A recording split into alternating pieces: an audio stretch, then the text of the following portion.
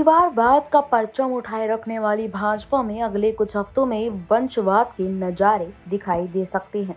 लोकसभा चुनाव के परिणाम के बाद प्रदेश में संभावित कुछ विधानसभा सीटों के उपचुनाव में कहीं ना कहीं देखा ये जा सकता है कि ये उपचुनाव में भाजपा और कांग्रेस के बड़े नेताओं के पुत्र अपनी किस्मत आजमाते दिखाई दे सकते हैं।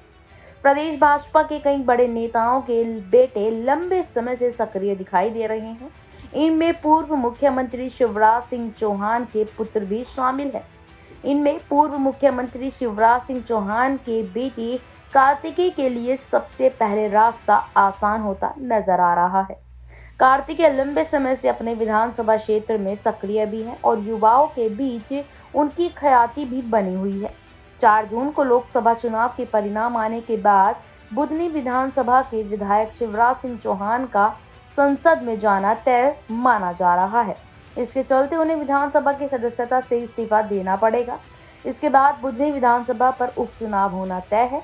सूत्रों का कहना है कि मुख्यमंत्री कुर्सी त्यागने और खुद को प्रदेश की सियासत से बाहर खड़ा करने के फैसले में शिवराज सिंह चौहान ने केंद्रीय नेतृत्व से अपनी कुछ मांगे स्वीकार कर पाई हैं।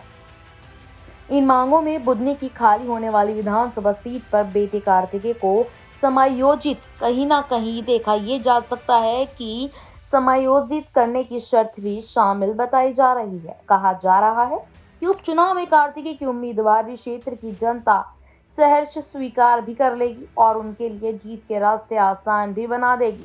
प्रदेश के बड़े नेताओं में शुमार विधानसभा अध्यक्ष और पूर्व केंद्रीय मंत्री नरेंद्र सिंह तोमर के बेटे देवेंद्र सिंह तोमर भी राजनीति में सक्रिय हैं। विधानसभा चुनाव के दौरान कुछ विवादों के साथ देवेंद्र का नाम अपने क्षेत्र ग्वालियर से आगे बढ़कर प्रदेश की राजधानी भोपाल में भी गूंजा था। केंद्रीय सियासत से किनारा करने के मुआवजे के तौर पर नरेंद्र सिंह तोमर अपने बेटे के लिए उपचुनाव में कोई सीट केंद्रीय नेतृत्व से मांग सकते हैं। इसी तरह भाजपा के कद्दावर नेताओं में शामिल पूर्व मंत्री गोपाल भार्गव भी अपने बेटे अभिषेक के लिए फिक्रमंद है।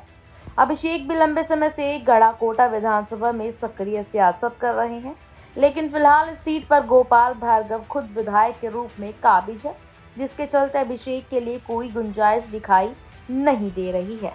बात करें हम यहाँ पर केंद्रीय मंत्री ज्योतिरादित्य सिंधिया की, तो उनके बेटे की अगर बात की जाए तो उनके बेटे भी कहीं ना कहीं देखा ये जा सकता है कि राजनीति में काफी ज्यादा सक्रिय नजर आ रहे हैं।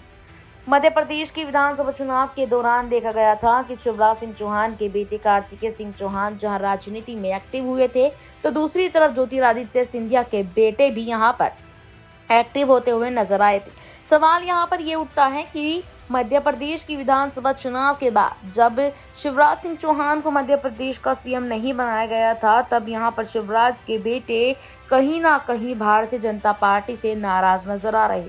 इस नाराजगी को देखते हुए कहा जा सकता है कि अब वाकई में अगर भाजपा शिवराज के बेटे को कोई बड़ा मौका देती है तो वो इस मौके को आजमाएंगे या नहीं। आपको क्या लगता है? कमेंट बॉक्स में अपनी राय बताएं।